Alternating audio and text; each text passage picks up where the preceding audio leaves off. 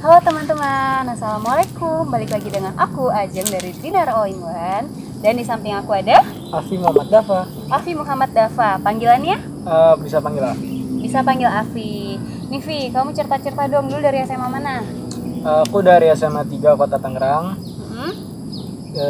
Lulusan tahun ini. Tahun ini, berarti Ya.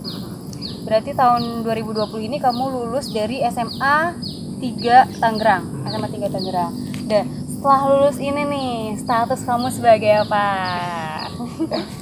Mahasiswa belum sih, mungkin mahasiswa baru ya di kampus tercinta kita, Universitas Indonesia. Wah, Universitas Indonesia. Ya, jadi kita lagi ada di Fakultas Ilmu Budaya UI. Ini adem banget tempatnya, bisa dilihat di belakang tuh. Kebun-kebun, Kebun-kebun. pepohonan. Iya. Nah, di FIB, kamu tadi bilang diterima di FIB 2020, jurusan Filsafat yang bisa dibilang anak-anak ateis. stigmanya gitu ya? Iya, stigma orang-orang tuh begitu. Kalau nggak ateis, bakal gila lo di filsafat. Ya Allah. Oke. Berarti udah kenal banget nih sama jurusan yang saya udah tahu lah ya, Iya. orang-orang tuh mengenalnya gimana.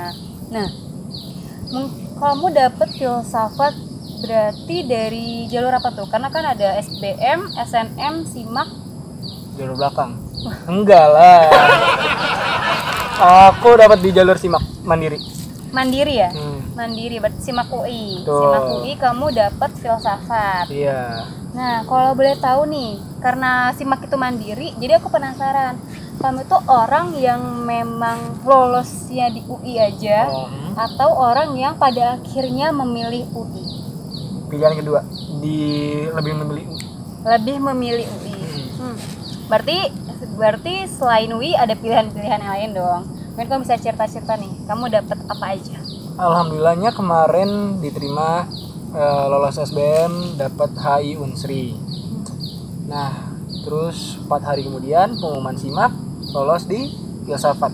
Filsafat HI Unsri, Hubungan Internasional Universitas Sriwijaya, dan filsafat UI melalui SIMAK. Kalau boleh tahu dulu, ya tahun ini kamu ikut SIMAK itu pilih apa aja, Vi?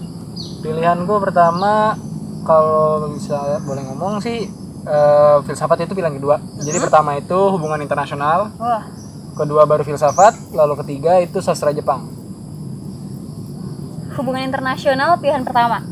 Nah, tadi juga pas SBM hubungan internasional, Iya, ngambil HI UI HI juga, juga. Nah. di pilihan pertama. kamu dilihat-lihat nih pengennya lebih pengen jurusan HI ya. Tapi Betul. kenapa sih pada akhirnya kamu memilih filsafat UI? Ya, Assalamualaikum.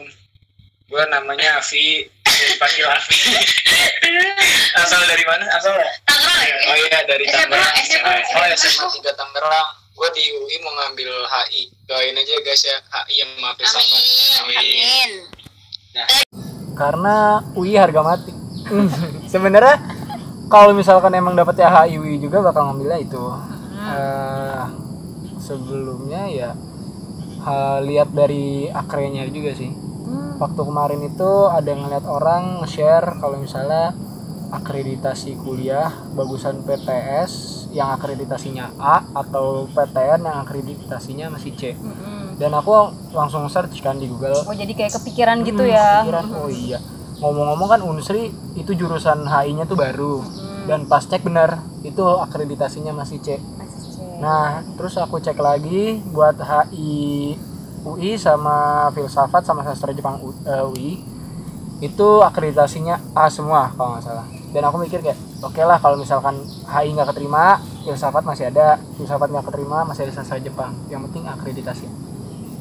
Akreditasi, benar. Iya. Berarti kamu lihatnya dari akreditasinya ya. Iya bisa. Tapi kan tetap aja nih Vi, banyak ada orang yang bilang kayak ya udahlah ngapain sih filsafat gitu loh. Emang kamu nggak takut apa gitu. Terus Nggak emang nanti takut mau gila kerja apa? apa ya? Nanti mau kerja apa jurusan filsafat gitu. Dan gimana cara kamu untuk meyakinkan diri kamu?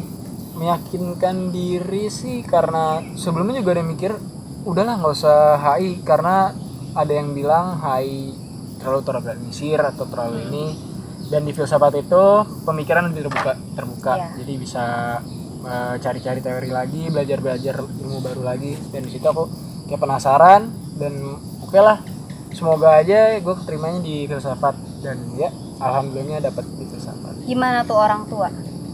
Orang tua dukung sih. Alhamdulillah. Nah, yang nggak dukung itu keluarga besar. Kayak tante, nenek pada kok mau sih di filsafat, mau jadi kerja apa gitu, mau apa sih belajar apa gini-gini, sampai teman-teman juga pada nanya, dan orang tua adik kelas pada yang kenal aku juga pada nanya kan, pada penasaran kenapa. Terus gimana tuh? Kalau dari kamu pribadi, kenapa? Untuk menjawab pertanyaan-pertanyaan itu. Kalau buat dari Kerja. Kenapa sih kerja? Nah, kerjanya mau jadi apa ya? Kerja sih aku berpikiran kalau misalkan aku kuliah lancar aja, baik-baik aja, ya bener-bener dijalanin tuh kuliah, nggak yang kuliah pulang atau kuliah cabut gitu kan, bolos jadi absen segala macem. Ya mungkin nanti nggak munafik sih, mungkin ada beberapa ntar jadi absen kalau males. Enggak ya, yang penting jalanin aja dulu yang benar. Buat udah lulus kelar, tinggal lu kerja mau gimana ya, kedepannya nanti dipikirin lagi. Bisa bisnis juga sih. Bisa bisnis juga. Iya, masih bisa bisnis. Kenapa kamu ada rencana bisnis nih? Karena aku dari SMP mungkin. Dari SMP itu udah kenal dengan bisnis. Awalnya di dunia game. Dunia game online.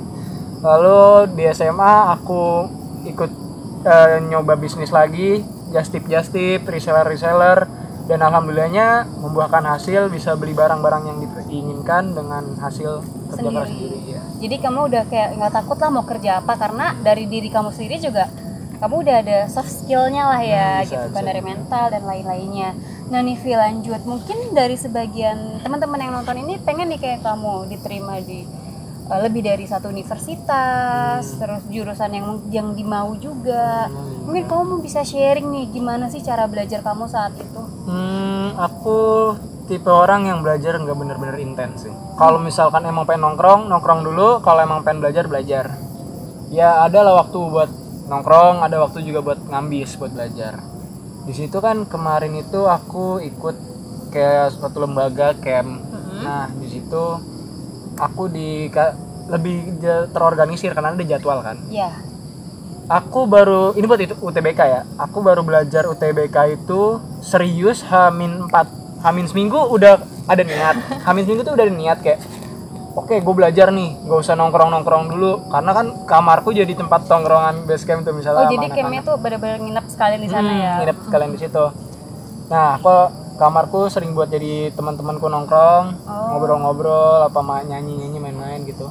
Hamin seminggu aku bilang sama teman-temanku, kalau misalkan emang mau nongkrong, tar dulu, gue mau UTBK dulu. Nah, aku tapi di situ masih main sampai Hamin 4, kan di situ aku ada TO. TO pagi, hasilnya sore ke malam. Pas aku lihat hasilnya, nilaiku di bawah rata-rata. Padahal itu udah H-4 UTBK. 300. Dari rata-rataku 550, 560, tahu-tahu turun ke 300. Dan di situ kan ada 4 ya dia, PU, PBM, PPU sama PK. Iya. Itu PBM-ku yang biasa orang bilang ya masih bisa kebantu di PBM, itu aku cuman bener 2. Cuman bener 2 dari 20 soal. PPU cuman bener 6, gak nyampe setengahnya dari 20. PU cuman bener 11, PK alhamdulillahnya kebantu di 12. Dapat 300 berapa gitu. Nah, di situ aku bener-bener kecewa sama diri aku sendiri, emosi, dan aku curhat kayak ditanyakan sama staffnya. Di situ ada staff dari lembaganya. Afi kenapa? Kak, aku merasa bodoh banget kak. Kayak PBM-ku 2, kok bodoh banget sih. Aku di situ nangis, diliatin sama orang-orang, sama staff-staffnya, ditanyain, Afi kenapa? Kok nangis gini-gini? Aku udah nutup mata aja, udah nggak mau orang mau ngomong apa, bodoh amat. Di situ staffnya ngomong, nggak apa-apa Vi, kamu nggak bodoh. Ini cuma lagi diberi cobaan aja. Biar kamu Tuhan ngelihat perjuangan kamu sejauh mana. Kalau misalkan kamu diberi nilai segini, apa kamu masih berjuang atau enggak? Dan aku di situ kayak, oke, udah cukup gue sedih, udah cukup gue nangis. Gue harus berjuang lebih keras dari yang sebelumnya. Dan H-3 aku belajar, benar-benar belajar. H-1 apa 2, aku paginya itu masih have fun, masih berenang. TO, terus berenang. Nah, habis berenang itu aku baru masuk kelas, masuk kelas, terus masuk kelas lagi, kelas sesi 2, sesi 3 sampai konsul itu aku ikutin semua tanpa istirahat mungkin kayak cuman makan, minum atau rebahan aja. Yang biasanya aku hari-hari minggu-minggu sebelumnya itu kalau emang males masuk kelas aku tidur, udah bodo amat. Aku di kelas tuh juga kadang kayak gini aja udah tidur. Ya pak, udah pak, oke, udah cabut. Dan pas hari hanya aku santai pas UTBK. Yang lain tuh kayak gimana ya, gue ya udah pusing aja kan. Aku tahu kursi komputer nggak sih kayak muter-muter. Aku muter-muter, turun naik, muter-muter pas ngerjain UTBK. Kok begini soalnya? Anjir, gampang banget. Nggak tahu itu aku merasa meremehkan atau emang gampang. Dan pas PK ya pusing sih, bentar ngeblank. Ya udah lanjut lagi. Setelah UTBK lega, masih ada hamin berapa buat simak, aku nggak belajar. Belajar itu buat simak nih sekarang ya. Buat simak aku baru belajar itu hamin 2 minggu. Hamin 2 minggu doang kamu belajar simak? Iya, karena baru benar-benar serius kan. Kayak pas sebelumnya aku bodo amat lah simak, ntar aja lah, masih ntar tahu-tahu udah hamin 2 minggu panik. Pas aku coba ngerjain soal, kan aku ngerjain soal simak yang tahun lalu, gak ada yang bisa. Kayak cuman apaan sih nih? Oh iya, ada sosumnya juga kan berarti? Iya, dia sosum, TKA sama TKD, MTK Bahasa Inggris Indo. Dan for your information, gua dari IPA. Linjur, murtad ke filsafat sosum. Akhirnya belajar dari nol, bener-bener belajar ulang geografi, dalam ekonomi. waktu 2 minggu. Gimana tuh bagi waktunya? Bagi waktunya, aku kan lanjut dari lembaga itu, udah selesai, aku privat lagi. Udah nggak di lembaga itu? Udah nggak di lembaga itu, aku privat lagi. Aku ngerjain, dikasih soal. Terus cara aku belajar itu ngerjain soal, misalkan soal ini salah atau misalkan benar juga tetap dibahas. Kayak oh ini jawabannya ini. Terus dari mana sih dapat jawaban ini? Kayak materi yang ini pelajarin ulang akhirnya oke, dapat. Jadi bukan cuma lihat kunci jawabannya aja, tapi pembahasannya juga dibaca lebih lanjut ya, dipahamin juga lebih lanjut. Kalau misalnya contohnya sih mungkin udah kerjain, kalau nggak ada yang orang ngebahas ya, mungkin nggak ada gurunya atau pengajarnya yang mau bahas, aku baca pembahasannya, lihat kuncinya, oke udah kelar. Pas udah lihat soal sama pembahasan, coba ulangin lagi, ingat pembahasan tadi, terus aku ngomong sendiri kenapa bisa dapat kayak gini, karena ini gitu. Jadi tetap di review sendiri ya, kalau misalnya lagi nggak ada pengajarnya tuh. Nggak, bener banget. Kalau boleh cerita nih, tadi kamu UTBK tuh baru fokus di Hamin 4, simak 2 minggu. Nah, kalau di simak ini ya, mungkin karena kamu dapat UI kan di simak. Nah, sehari tuh kamu belajar berapa jam? Aku kan private tuh 4 sesi. Satu sesinya 1,5 jam. Kalau dikali 4, 6 jam ya. 6 jam. Itu ada selang waktu 1 jam buat istirahat. Kadang pun ngaret. Kayak istirahatnya untar dulu kak, masih males nih, masih mau rebahan, masih mau ya main game dulu atau segala macem. Tapi pas udah belajar, ya udah bener-bener kayak udah nih, udah waktunya belajar, nggak usah habis belajar baru istirahat lagi. Begitu. Berarti itu tadi ya, belajarnya benar-benar pas lagi mood kamu banget nih ya, biar fokus dan biar mungkin masuk ke otak. Kalau misalnya nggak mood, kayaknya nggak bakal masuk gak sih, kayak masih kepikiran main atau segala macam. Jadi ya puas-puasin aja dulu, baru belajar. Tetap puas. Nih, tadi juga, nah ini tadi kan sebelum simak nih ya, sebelum simak proses belajar kamu. Pas hari H simaknya nih, kamu ngisi berapa, jawaban apa yang paling banyak, dan mungkin kamu bisa sharing-sharing, kasih tips ke teman-teman. Aku ngerjain kan pertama itu TKA ya, sosumnya dulu, ekonomi, geografi, sejarah, dan sosial. Itu aku ngisi yang sebisanya aja, atau mungkin ya sotoy-sotoyan aja, kayak oh mungkin ini jawabannya ini, tapi nggak terlalu banyak. Dari takut 15 ya. Soal per pelajaran itu kamu ngisi setengahnya lebih atau ada yang di bawah itu? Setengahnya lebih. Setengahnya lebih. Nggak ada yang kurang dari setengah. Ya paling 11-12. Paling banyak kalau nggak percaya MTK. Berapa tuh? Semuanya. 15 soal. Bisa? Enggak. Jadi gini, kalau yang nonton nih ya, percaya atau nggak percaya, gue ngasal semua ngisinya. Itu 15 soal, gue dengan cara gue sendiri nggak salah. Gimana tuh? 1 sampai 5 itu ngisi B semua. Seterusnya 6 sampai 10 C semua.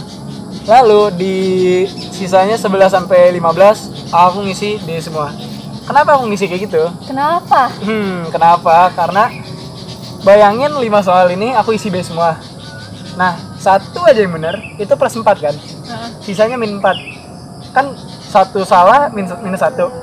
Otomatis 0 dong. Ya. Poinnya 0. Artinya aku nggak minus dari situ. Untuk yang nomor 6 sampai 10, misalkan 2 aja dapatnya C. Itu otomatis kan 8. Kurang 3, dapat poin 5. Yang D juga ulang lagi aja. Misalkan gitu dia cuma bener 1, minus 4, ya otomatis 0. Oh, merinding. Kamu nggak takut itu salah semua? Setelah kelar kan aku ngajak main temanku, dan itu kita nongkrong dulu, dan dia bilang, lu gila Vi, kenapa? Ya kalau misalkan dari 1 sampai 5 nggak ada yang B gimana? Ya jangan gitu lah. Keyakinan diri ya, berarti bener-bener pakai keyakinan. Iya, udah optimis aja, pede aja dulu. Udah gitu aja. Ya Allah, bener-bener. Nah, tadi kan, aku tuh sebenarnya penasaran gini sih, Vi. Kamu simak berarti jujur ya? Karena terbuktilah dengan ngasal dan ceritanya ini. Iya, dan sampai stres ngomong ke webcam, Pak, mohon Pak, terima. Itu kan webcam ada online kan? Terus ada webcamnya di samping kiri, pojok kirinya. Itu aku ngeliat diri aku sendiri kayak, tolonglah Pak, terimalah di UI. Itu ngomong sama webcam. Di situ nggak ada pengawas, nggak kayak Zoom kan? Ya udah ngomong sama webcam, nggak HI filsafat deh Pak, nggak apa-apa. Yang penting UI harga mati. Ya begitulah akhirnya. Mungkin dia melihat dari balik nekat webcam. Banget ya. Iya. Nekat banget. Udah stres kan, udah pusing kan. Kayak, nggak tahu lagi lah nih harus apa. Udah menyampaikan unek-unek ya. Iya, menyampaikan unek-unek kayak, aduh ya udahlah. Nah, iya aku tuh penasaran. Kenapa kamu memilih untuk jujur gitu di saat mungkin teman-teman kamu yang lain pada menggunakan joki? Apakah kamu nggak tergiur? Karena juga dari yang aku tahu kan, pengguna jasa joki itu kan mungkin dari kalangan menengah ke atas kan. Benar. Dan dari mungkin ceritanya Afi tadi, teman-teman bisa ingat kalau misalnya Afi juga lembaganya itu camp bimbelnya tadi kan. Iya, itu penginapan sebulan, belajar sebulan. Ya bisa dibilang habis puluhan lebih juta. Puluhan kan. Nah tuh, ya kenapa kamu gak tergiur gitu untuk menggunakan joki? Karena aku sudah berjuang dari awal. Aku mikir, aku sih dibilang nggak tergiur, cuman memutuskan untuk nggak memakai joki karena aku udah berjuang dari awal, udah keluar duit banyak untuk lembaga, terus keluar duit banyak lagi buat private kan ya tahu sendiri berapa harganya kan, nggak cuma dikit uang yang dikeluarin. Apalagi sehari juga berapa tadi, 4 sesi 4 sesi ya? Satu sesi ya misalkan berapa ratus kan. Nah itu aku mikir, gue udah berjuang nih dari awal. Ya gila aja kalau misalkan gue nggak ngeluarin perjuangan gue atau cuman pakai joki yang selama ini perjuangan nggak tidur, atau misalkan begadang sampai malam buat ngerjain soal-soal, terus di besokan dibahas, pakai joki kayak useless aja gitu, nggak guna aja aku selama ini berjuang.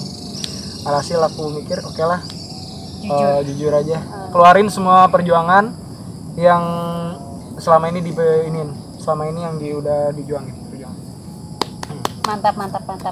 Selama kamu berjuang nih, Vi, kalau dari kamu pribadi, hambatan yang paling kamu rasain itu apa, Vi? Dan gimana sih cara ngatasinnya? Banyak sih hambatan. Apa tuh yang paling berasa? Paling berasa ajakan tongkrongan. Karena aku tipe orang yang kalau misalnya diajak nongkrong, Vi, ayo Vi ke kafe ini, atau misalnya jalan-jalan yuk, ayo, kenapa enggak? Atau ya Vi Warmindo yuk, ya nongkrong aja kan, yang penting istilahnya nongkrong gitu, mau di mana aja aku kuy gitu. Di situ aku kayak udahlah, susah kan, ada hambatan, tapi aku bilang ke diri sendiri, cuman 2 minggu gua berjuang, jangan disia-siain dulu, udah berjuang aja dulu. Bener setelah simak udah puas-puasin aja. Kelar simak itu aku siang sama sore sampai malam, sampai jam 1 sampai pagi aku nongkrong. Dipuas-puasin aja sampai besok kan aku nongkrong lagi. Benar-benar kan udah mikir, udah lega, gue udah nggak butuh ujian apa-apa lagi, ya daftar mandiri juga, cuman kan nilai UTBK jadi nggak perlu ujian lagi.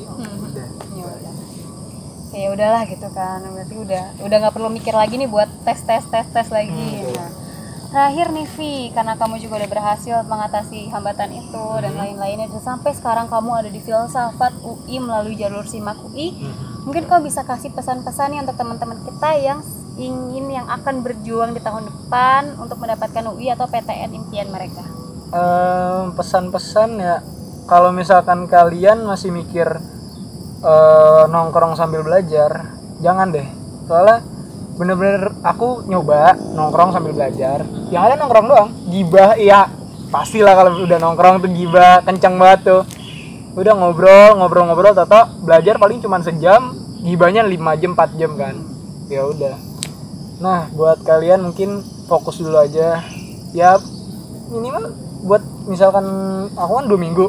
Kalau emang kalian mau kerja keras, bener-bener kerja keras, sebulan itu fokusin dulu belajarnya, stop dulu nongkrongnya. Terus kalau misalkan ada bucin yang lagi menjalin hubungan pacaran atau apa, ya bucinnya kurangin dulu lah. Iya. Misalkan kalian berdua juga satu angkatan kan, lagi mau berjuang nih buat dapat PTN. Lu berdua berjuang buat dapat PTN itu. Terus mikir kalau misalnya lu berdua bakal dapat di situ, dan itu lebih enak cuy dibandingkan lu ngebucin waktu lu lagi berjuang. Tahan dulu. Gitu loh tipsnya dari Afi. Makasih banyak Afi udah luangin waktu kamu buat sharing di sini. Semoga lancar kuliahnya, semoga pesan-pesan kamu, cerita-cerita kamu itu bermanfaat bagi teman-teman kita yang lagi nonton ini. Sip. Semangat terus Afi dan sampai jumpa. Dadah. Assalamualaikum warahmatullahi wabarakatuh. Waalaikumsalam.